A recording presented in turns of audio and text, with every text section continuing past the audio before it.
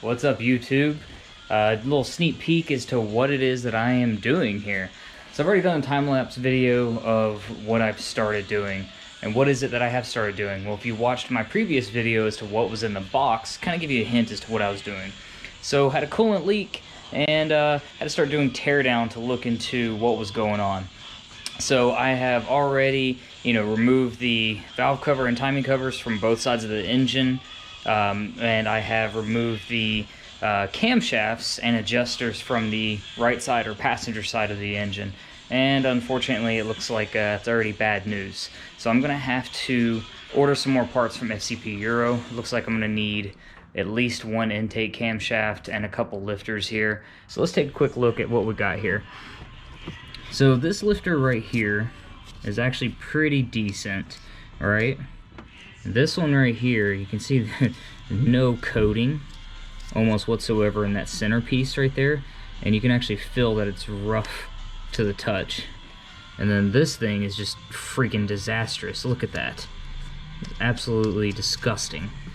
The rest of them do look pretty good. I mean, you can see like normal signs of wear. This thing's got 96,000 miles, so I mean, this is all pretty normal stuff right here.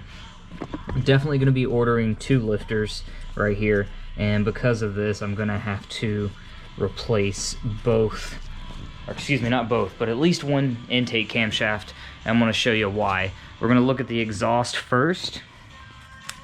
Okay, not really anywhere. This kind of stuff right here, excuse me, slippery thing, this stuff right here is gonna be normal. I'm not too worried about that. You're gonna see that on just about any of these that you do a teardown on.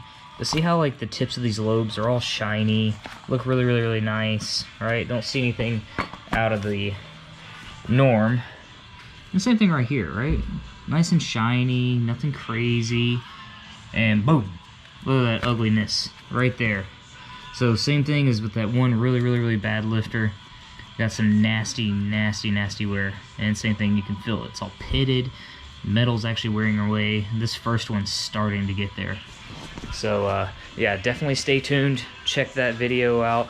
Again, this is going to be, a multi-part series, some DIYs. Again, it's going to be time-lapse because unless there's something crazy that I run into, but it is all going to be time-lapsed. I'm going to, kind of give, I guess, like written or typed out descriptions to what I am doing, as well as like tools it is that you'll be needing.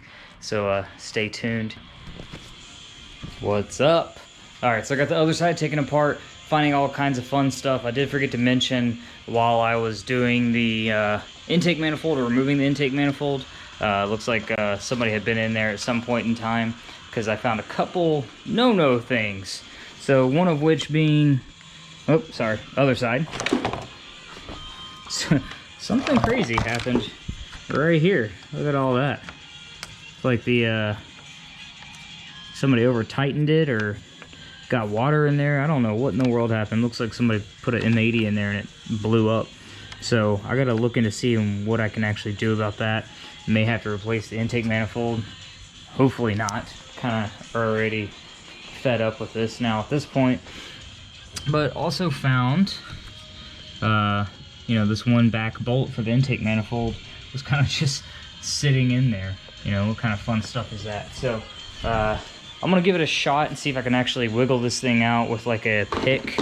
So you guys are gonna get to witness that kind of firsthand. We'll see if together if this is loose, and it is. Look at that. So I'm just using the pick and kind of trying to grab onto the material itself and wiggle this thing out of here enough to where I can get my hand on it, like so.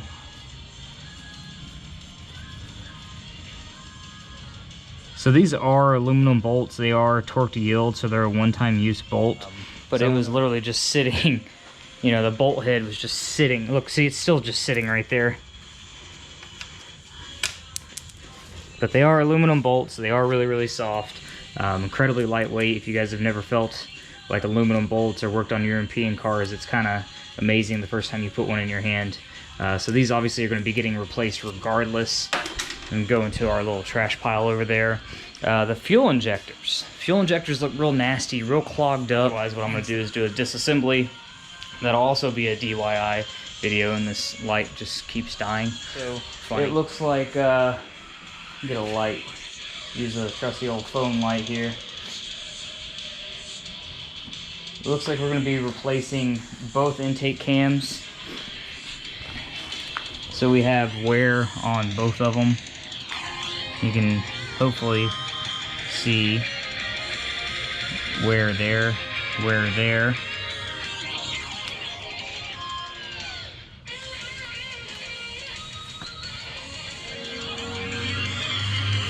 And a little bit of premature wear right there and right there.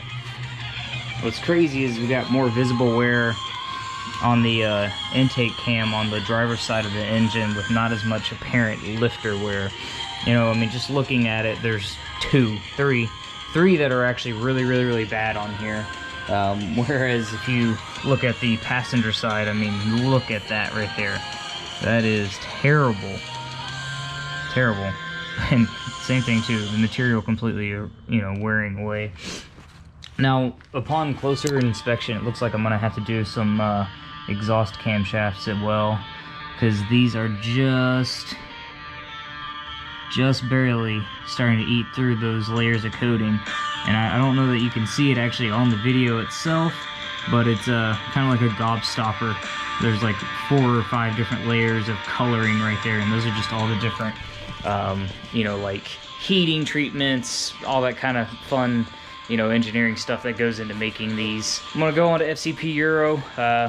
Hopefully, you know, I can get some help with this financially. You know, it'd be nice if FCP, or, you know, I might start a GoFundMe or a Patreon page, because this is gonna get really expensive really fast. Stay tuned for all these multi-part videos. Sorry, it's not even late, but I'm just kind of brain dead and a little frustrated with this. It's 7:30, I think, my time right now. So, but anyway, yeah, you know, stay tuned. Again, I'm gonna try and do like a Patreon and a GoFundMe page, because anything that any of you or anybody out there, you know, can do to help out, I promise is gonna go straight towards this, and so that way I can get the car back on the road. Make sure you like, comment, and subscribe. Comments really do help build the channel. Sharing, liking, all of that. Anytime that you do a like, I believe it puts it up on the, you know, higher up on the queue when people are searching for these. I really appreciate everybody watching. Thank you.